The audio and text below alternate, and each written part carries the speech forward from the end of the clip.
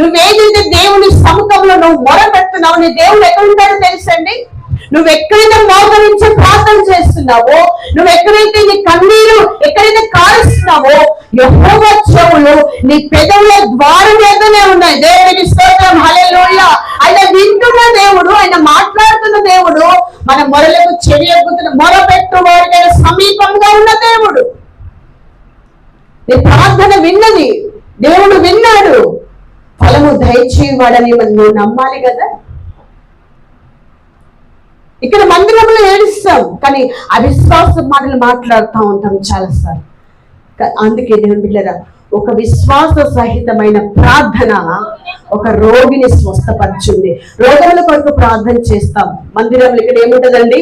దేవుని వాక్యం ఉంటది, ఇక్కడ ప్రార్థన ఉంటది, ఇక్కడ సహవాసము సంఘముగా ఏకీభవించి ప్రార్థన చేసినప్పుడు సంఘం యొక్క ఎదుట పాపలం నిలువదని దేవుడు మాట్లాడిన. దేవునికి స్తోత్రం, హల్లెలూయా.